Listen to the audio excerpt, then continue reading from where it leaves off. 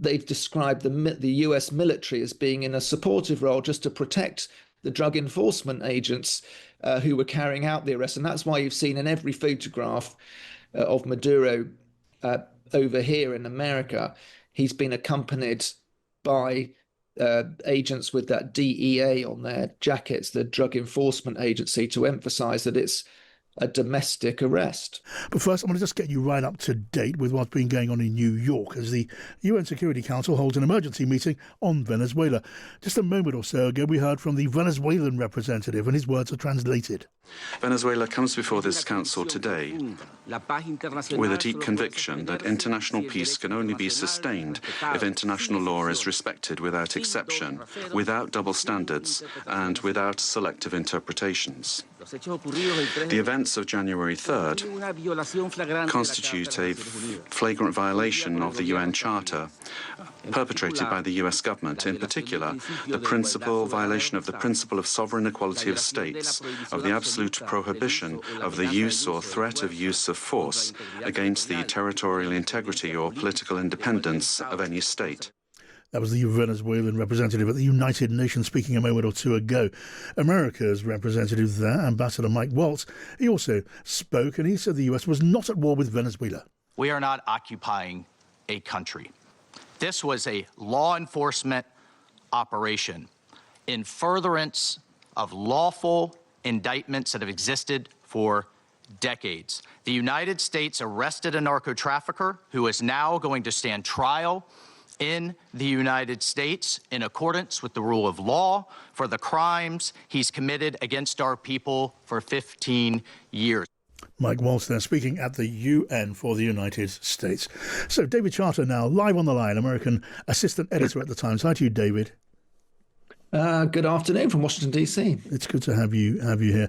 I mean, an awful lot has been happening over the last couple of days, hasn't it, David? I mean, so often we have discussed the notion that you need to listen or to see what President Trump does and not just listen to what he said. Well, now he's done something very significant, and he's saying stuff which is even more significant about his plans to absolutely dominate the Western Hemisphere of the world.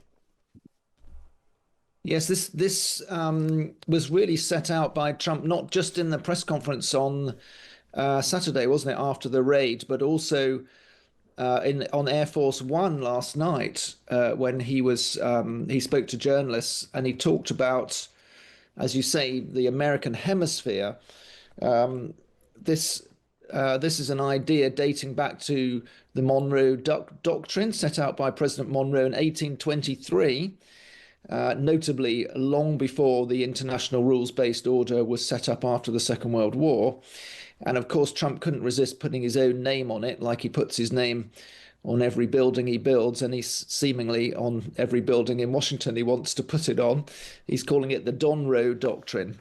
That basically means that America, just as President Monroe did, is warning the world that it should have a free hand in the Americas, and he's really updated that catchphrase of his, "America first," to be America's first, and it's a view of the world that we also saw set out in the new national security strategy before Christmas, that says America is acting in its domestic interest when it's enforcing American law in the wider region of North, Central and South America. And I guess, David, when it comes to constraints on a president who does what he wants, when he wants, the way that he wants to do it, it is the job of Congress to exercise that constraint. And I guess you could argue, couldn't you, that letting too many people in on the secret of what was happening in Venezuela in advance might have risked leaking. But still, that is the role of Congress. Is there any sign that you can see in Washington of Congress asserting its authority? If not now, then in the future?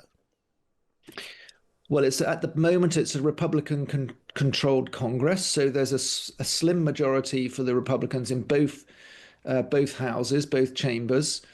But this is why it's important when you listen to Mike Waltz telling the UN we're not at war with Venezuela.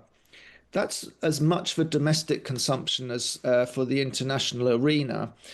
Trump has never set much store by what the United Nations thinks anyway. And what he's really saying there is that he didn't break the constitutional requirement for Congress to be in the front seat and to be notified, and in fact to give its approval of any war, because there isn't a war against Venezuela. The war that he declared was against the drug cartels.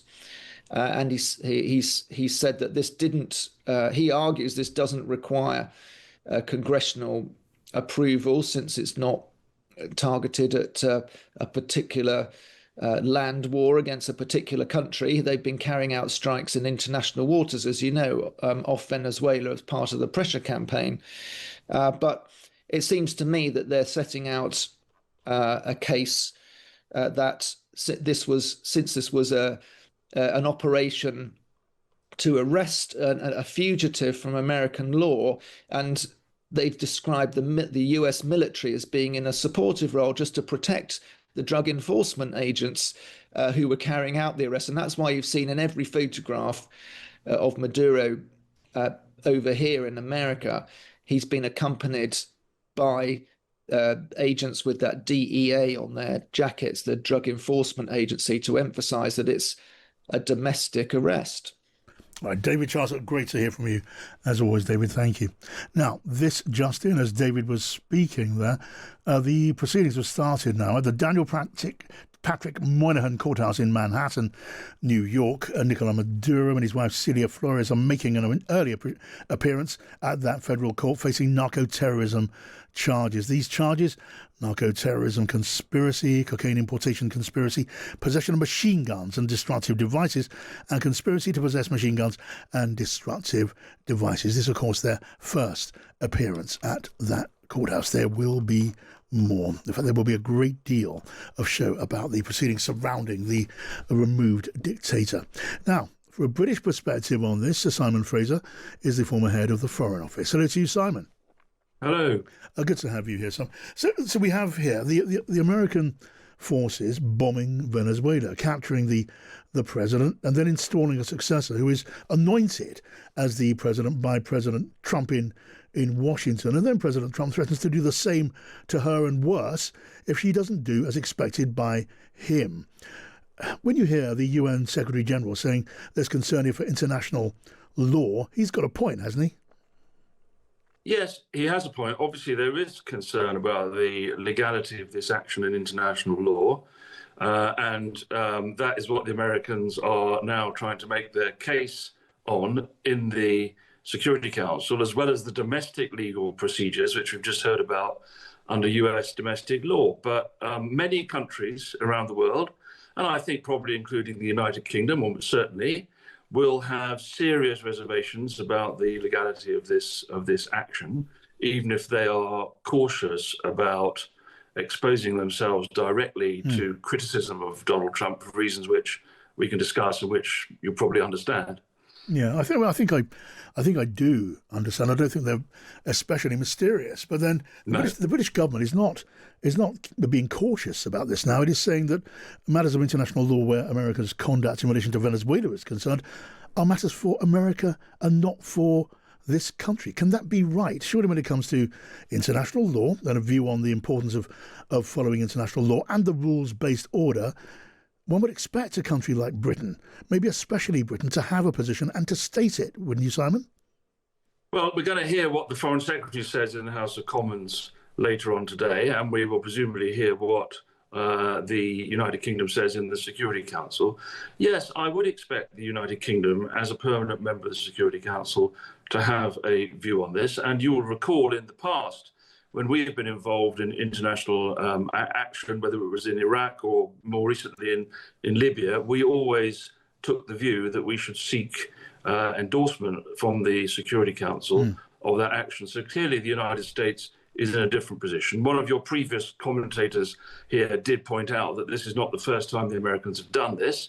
They are a superpower and they do claim for themselves particular rights in the Western Hemisphere and in the Americas, and that has been the case in the past. So, we're probably not necessarily going to agree with them on this. The issue for the British here is that they're caught in a sort of three-way trap. They don't want to appear to endorse Maduro, They don't necessarily want to endorse the legality of this action, and they don't want to get in a position where they're crossing Donald Trump. So it's a sort of high wire act for the British government and for other European governments. Yeah, well, it's comparatively easy to condemn Nicolas Maduro, and the government has done that. He's a criminal. He's a killer. He stole an election. The political indictment, goes on and on and on, as does the criminal one, although maybe not precisely in terms of him being a major narcotics threat to the United States. But still, it does seem to be very, very clear, and as you alluded a moment ago, the British government is, to use a plain term, timid about criticising Donald Trump. Does it need to be as timid as it appears to be now? The French, for example, don't seem to have quite the same level of inhibition. I'm not sure what the French have said most recently. I've noticed that actually, if you look at the statements that were made across Europe, A, they were quite disconnected and disjointed in the first instance. And secondly, whilst they all talked about upholding international law, the ones that I read, at least the early ones, did not actually say specifically that the Americans had broken international law. No, but I suppose an EU statement, Simon. The reality of realpolitik here is that we in Europe are dependent on the United States largely for our security. We are very dependent and exposed to whatever the negotiation that's now happening over Ukraine comes out with as a potential sort of ceasefire and settlement in Ukraine, which directly affects us. And European governments don't want to give away whatever leverage they have with the United States. So the calculation they're making is how do they best play this, even if they disagree with American action in Venezuela, how do they situate that in the broader range of issues that they have to deal with? If you were then still there in the Foreign Office and advising the Foreign Secretary and the Prime Minister on the line to take at a time like this, can you say that you approve of the line that is being taken, this tightrope walking, this non-committal position? Because Britain does, and we like to think that we stood for certain principles and argued, in the manner of a critical friend on occasion. We're certainly not doing that now. What do we fear? What do we have to lose? It's not as if the president has been incredibly favourable towards this British government when it comes to tariffs, even when it comes to Ukraine. Well, they would argue that they have done relatively well compared with others in that relationship. But set that aside, first of all, I do think, and I welcome what the Prime Minister has said in relation to Greenland, where he's been much more explicit in saying that this is a matter for Denmark and the Greenlanders. And my view is, if the United States wants to talk about its concerns over Greenland, it needs to address the government of Denmark as an ally and have that conversation. And the other point to make is that not all the diplomacy between London and Washington is taking place in public. So neither you nor I know what the British government is privately saying to the American government.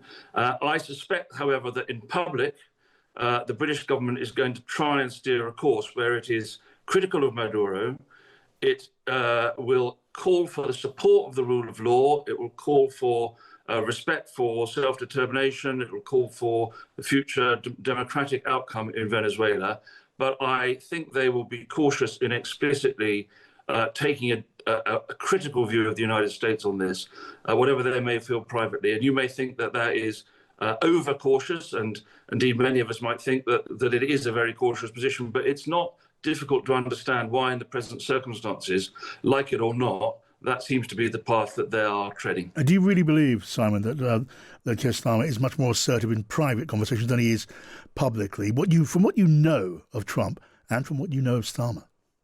Well, I don't think that this all happens between those individuals, but I'm sure that senior British officials, for example, Jonathan Powell, the National Security Advisor, who will be very active on this, they have established relationships and they will be having conversations, and those conversations behind closed doors are likely to be much more forthright because, diplomacy takes place behind closed doors. And part of the point about not setting out your position in public is to try to preserve your channels of influence internally. It's perfectly legitimate to question whether, in the case of this administration, that actually yields results, but that will be part of the thinking. All right. Simon Fraser, former head of the Foreign Office, good to talk to you.